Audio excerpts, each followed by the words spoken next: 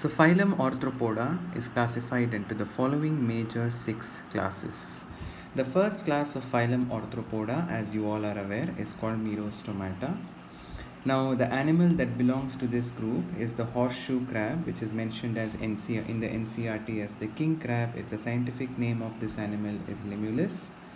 So all know that it has a a very tough horseshoe-shaped exoskeletal structure called carapace, which covers the body, and the first part of the body that the carapace covers is referred to as the prosoma. And you know that the horseshoe crab also bears a long anal tail, a post-anal tail, which is referred to as the caudal spine. The most important thing for you to remember in this class is that these are the animals which respire through a special type of respiratory structure that is referred to as the book gills. The second class is Onychophora. The Onychophora includes an organism called Peripatus, and this Peripatus is considered as a living fossil because it exhibits both the characters of phylum Annelida and phylum Arthropoda. Class 3 is Myriapoda. Myriapoda includes 2 groups of animals, that is Chelopoda, which includes centipedes, and Diplopoda, which include millipedes. Now, if you remember the structure of the centipede, it has the first legs of the trunk are modified into poison glands, and it is carnivorous, whereas millipede is harmless, it is non-poisonous, and it is herbivorous. Basically, in this group of organisms, you can see a single pair of sensory structures which help in monitoring the surrounding environment, that is called antennae.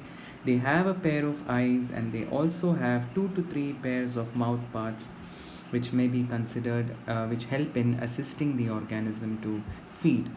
Now, like I said, Chelopoda includes centipede. The scientific name of centipede is Scolopendra, and Diplopoda includes millipede. The scientific name of millipede is Julius. Class 4 is Arachnida, to which spiders and scorpions belong to. Now, in both spiders and scorpions, one of the most important thing is they have a pair of 3 segmented structures which help in grabbing hold of stuff, and that is referred to as chelicerae. They also have 2 hand-like, which look like hands, and these 2 segmented, they're not obviously hands, these 2 segmented structures which are different from the walking legs are referred to as the pedipalpi, which also end in a claw-like structure.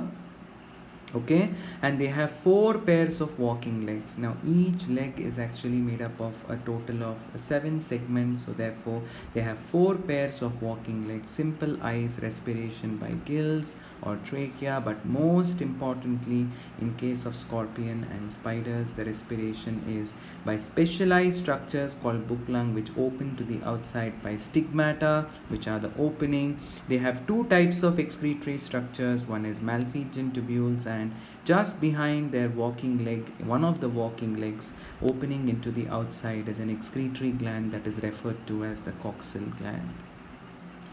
And then we move on to the most important class in phylum Arthropoda, that is class Insecta. You know that Insecta exhibits tagmosis. The body is divided into head, thorax, and abdomen.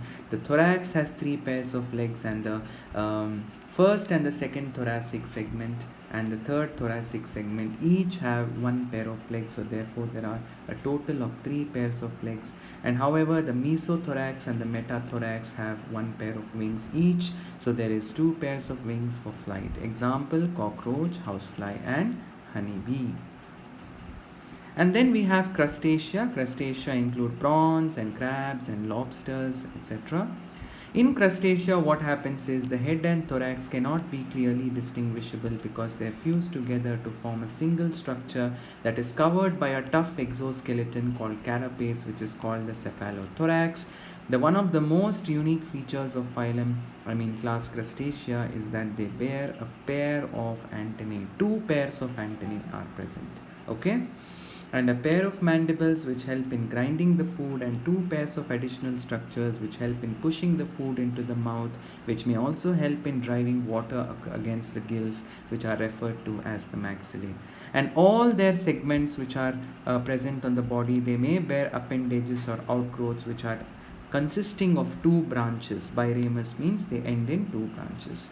For example, if you see the swimmerets of this animal, It has a basal segment and it has an outer segment and an inner segment like this. So having such two branches, this condition is referred to as biramus condition, and of course they respire through gills.